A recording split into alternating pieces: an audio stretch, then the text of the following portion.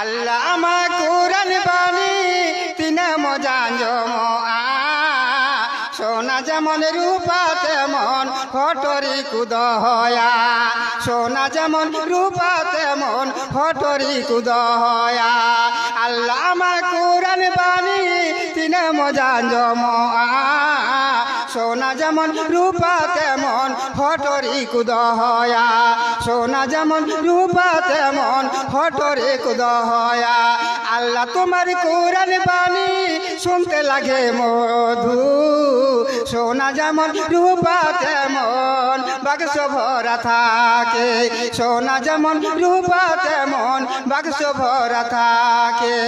আল্লাহ আমার কুরআন বাণী তিনে মজান জমা সোনা যেমন রূপা তেমন ফটরি কুদ হয়া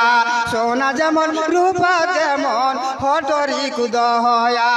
আল্লাহ তোমার কুরআন বাণী শুনতে লাগে মধু সোনা যেমন রূপা তেমন বাক্স ভরা থাকে ভাইজান আমার বন্ধুরে আমরা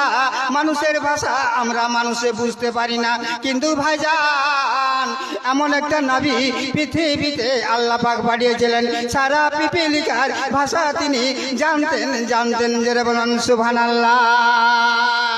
হ্যাঁ ভাইজান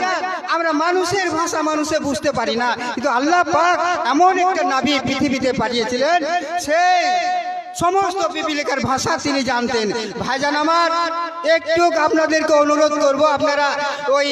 হয়তো রাস্তাতে না দাঁড়িয়ে থেকে একটু সামনের দিকে আসলে হ্যাঁ সামনের দিকে আসলে হয়তো আমি আপনাদের জন্য হয়তো খাস করে দোয়া করব একটু সামনের দিকে আসো তো আসেন ভাইজান। হ্যাঁ ও তো বলে না যে ভালো আলু হলে অল্প ঝালে সিজে আর ভালো ঘরের ছেলে হলে অল্প কথায় বুঝে। তো ভাইজান আমার হয়তো আমার ভাইরা হ্যাঁ তো বুঝতে পেরেছে জানতে পেরেছে তো একটু সামনের দিকে আসলে ভালো হয় কেননা যেহেতু বক্তাকে কথা না দেখতে পারলে বক্তাকে বলতে ভালো লাগে না। হ্যাঁ মানতান বইহা দুলের বইহা হয়তো আমরা সঙ্গীরে মিনামা যদি সুর রেম হেলেন খান আর সুরে হে খেতে যদি মাজম লিখায় তাহলে আমরা অন্তর রেম গালাং দাঁড়িয়া আর অন্তর রেম দহ দাঁড়িয়া মানতান বইহা দুলের বইহা